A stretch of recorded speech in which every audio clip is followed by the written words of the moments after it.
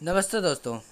आपने एक बात तो सुनी होगी, सत्य को चाहे कितना भी छुपाने की कोशिश करो किंतु वह बाहर आता ही है। और अगर आप सत्य वाली आवाज़ को दबाने की कोशिश करो, उससे बड़ा अपराध कोई नहीं है। भारत के अंदर आजकल यही हो रहा है। मैंने सत्य बोलना चाहा, मैंने रिंकू शर्मा के मौत को बोलना चाहा कि उसकी मौत क्यों हुई, किस वजह से हुई, और इसका खामियाजा मुझे भुगतना पड़ा।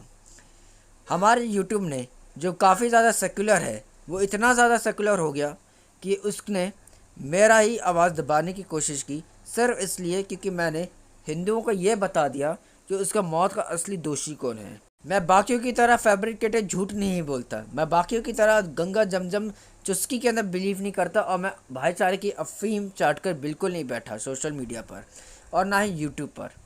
इसलिए मेरी फ्रीडम ऑफ एक्सप्रेशन और स्पीच को दबा दिया गया, क्योंकि मेरा जो बोलना था वो यूट्यूब के पॉलिसीज़ के बिल्कुल अगेंस्ट था, मतलब सत्य था। मैंने रिंकू शर्मा के ऊपर एक वीडियो बनाई थी जिसको डिलीट कर दिया गया है, बट थैंकफुली मेरे पास उसका ऑल्टरनेटिव था।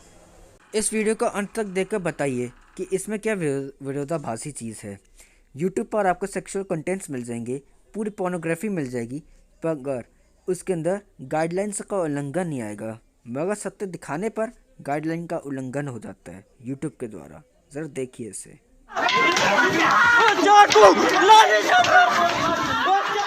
नमस्ते दोस्तों, यह रिंकू के माता पिता की चीखने चिल्लाने की आवाज़ है और जिहादियों की वो फ्रस्ट्रेशन है जो वो राम कृष्ण के प्रति निकाल रहे हैं। मगर आपको ये बात दिखती कहाँ है?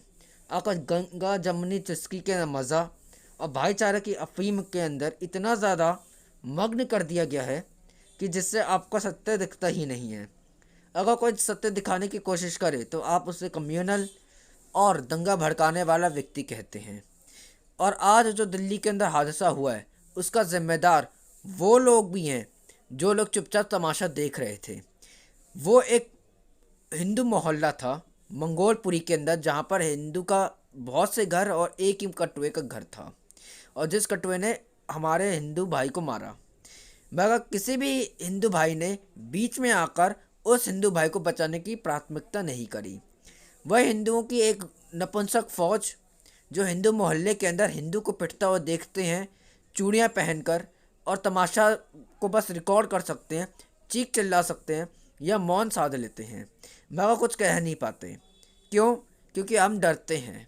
हम किससे डरते हैं? हम दंगा होने से डरते हैं। हम किस लिए डरते हैं? कि हमारे ऊपर कार्रवाई होगी। हम किस लिए डरते हैं? क्योंकि कटुए हमें मार देंगे। रिंकू पहला व्यक्ति ने था जो मरा, और रिंकू आखिरी भी नहीं होगा जो मरेगा। इससे पहले भी बहुत से रिंकू आए, मरे, लाशें कटी, और इससे भी दर्दनाक मौतें मरे। कौन? कमलेश तिवारी हो गए जो चार्ली हेब्डो की तर्ज पे मारे गए थे, और उससे पूर्व भी कितने हिंदू मारे गए होंगे। गौ रक्षक हिंदू मारे गए, बहुत से हिंदू मारे गए इस देश में। इस देश के अंदर हिंदुओं के लाशें इतनी हैं कि आप गिन नहीं सकते। जब से केजरीवाल की सरकार दिल्ली में आई है, दिल्ली के अंदर एक बहुत ही अच्छा बवाल खड़ा हो चुका है। कभी दंगे फ्री में मिलते हैं आपको, कभी आपको लाशें फ्री में मिल जाती हैं। हाँ, एक और बात मैं बता दूं, आकर इलेक्ट्रिसिटी का बिल तो कम आ रहा है ना भाइयों, जो दिल्ली में रह रहे हैं उनसे हम पूछ रहे हैं। आशा करते हैं कि इलेक्ट्रिसिटी का बिल कम आ रहा होगा, कब पानी का बिल बिल्कुल भी नहीं आ रहा होगा। इतनी महंगाई के ज़माने के अंदर कब पानी का बिल, इलेक्ट्रिसिटी का बिल तो कम आ ही रहा होगा। आपको खुश होना चाहिए, आपने एक ऐसे व्यक्ति को वोट दी है जिन्होंने इलेक्ट्रिसिटी का बिल ही कम नहीं किया, आपके घर के परिवार के मेंबर ही कम कर रहा है। अब आपके घर के अंदर परिवार में जो मेंबर्स है वही ख़त्म हो जाएंगे तो इलेक्ट्रिसिटी बिल तो ऑटोमेटिकली कम आएगा ही आएगा। अब पानी पीने वाला बंदा ही ज़िंदा नहीं रहेगा तो बिल कहाँ से आएगा पानी का?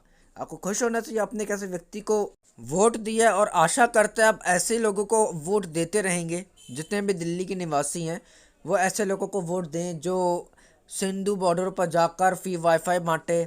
उसका जो विधायक है, उसके जो लोग हैं वो वहीं पर बॉर्डर पर जाकर केले बांटे। उन ऐसे लोगों को सपोर्ट दें, ठीक है। और हर आए दिन आपका एंटरटेनमेंट करने के लिए ऐसे महापुरुष सड़कों पे उतरें, दिल्ली पुलिस को मारें, काटें, पीटें, और अगर कम पड़ जाए तो एक उन्मादी भीड़, ठीक है, किताबें हवा हवाई को मानने वाली, और एक बलात्कारी को मारने वाले जिसने 1400 साल पहले किसी का बलात्कार कर दिया था 6 साल की बच्ची का, उसको मारने वाले जो लोग हैं वह के घरों में घुसे। वो इस वजह से घुसे क्योंकि आपने जय श्री राम के नारे लगाए, आपने अपने घर के अंदर घंटी बजाई, आपने अपने घर के अंदर पूजा करी, आपने वो सारे धार्मिक काम किए जो आपको लगता कि आपने सही किए हैं क्योंकि वो आपके धर्म के हिसाब से है। किंतु किसी और धर्म विशेष के लिए ये चीज़ हराम है। घंटी बजाना, शंख बजाना, मूर्तियों की पूजा करना, रामायण का पाठ करना, गीता का पाठ करना, ये उनके लिए हराम है। और सुन्नत क्या है? जिस राम को वो मानते हैं, जिस कृष्ण को वो मानते हैं, एक वर्ग विशेष जो भगवान श्री कृष्ण भगवान राम को मानते हैं, उनको उन्हीं के पास हमेशा के लिए भेज देना, यह उनका धार्मिक कार्य है, पवित्र काम है, सुन्नत है। और अगर वो आपको मार कर, पीठ में चाकू घोंप कर, आपका गला रेत कर आपको आपके भगवान श्री राम कृष्ण के पास पहुंचा देते हैं, वैसे तो वो नहीं मानते कि वो भगवान श्री कृष्ण के पास आपको पहुंचा रहे हैं, उनका हिसाब से आप दोजख की आग में जल रहे हैं। इस कार्रवाई के दौरान अगर उनकी मृत्यु हो जाती है तो वह हूर गति को प्राप्त होंगे। और तो और सारे न्यूज़ चैनल का एक जो कैमरे हैं वो उनके लाशों के ऊपर आ जाएंगे, उनको बताया जाएगा एक मुसलमान इंसान मर गया हिंदुओं के वजह से, हिंदुत्व टेरर भगवा आ गया। आपको पता ही है क्या बोला जाता आज के टाइम पर, मगर वो हम नहीं बोलना चाहते क्योंकि वो झूठ है सबसे बड़ा। बात यही है कि हिंदुओं के लाशें, हिंदुओं के इमोशंस, किसी का कोई महत्व नहीं है, आपका ही कोई महत्व नहीं है क्योंकि आपने कभी भी अपने लिए स्टैंड नहीं लिया और उन्होंने अपने लिए स्टैंड लिया, इसलिए आज उनकी महत्वता इतनी है कि कुछ लोग जालीदार टोपी पहन लेते हैं। उनके इमामों को 15,000 रुपये दिए जाते हैं आपके ही टैक्स के पैसों से, आपके जो मंदिर का चंदा है उसी में से 15,000 रुपये से ज़्यादा दे दिए जाते हैं उनके इमामों को। मगर भारत के अंदर जितने भी हिंदू पंडित हैं उनको एक फूटी कौड़ी नहीं मिलती है सरकार के द्वारा। अंत में हम इतना ही कहना चाहेंगे कि जो चीख थी रिंकू जी की माता की, वो चीख आपकी भी माता पिता की निकलेगी जब ये उन्मादी भीड़ आपके घर के अंदर घुसकर आपको या आपके बच्चों को मार डालेगी। और उसके लिए कोई भी आवाज़ उठाने वाला इस सरजमीन पर नहीं होगा। जो सही मायनों में बुद्धिजीवी है उन्होंने संकेत दे दिया था, एक किताब ऐसी है जिसके अंदर काफिरों का कत्ल वाजिबुल कत्ल है और वो लोग उसी किताब को मानकर ये कार्य करेंगे। मगर मूर्ख वो लोग हैं जो इन लोगों को ही, जो इनको सावधान कर रहे थे, उन्हीं लोगों को कम्युनल हेट स्पीच फैलाने वाले लोग कहकर उनको चुप करवा रहे थे और आज वही लोग हमेशा के लिए चुप हो रहे हैं।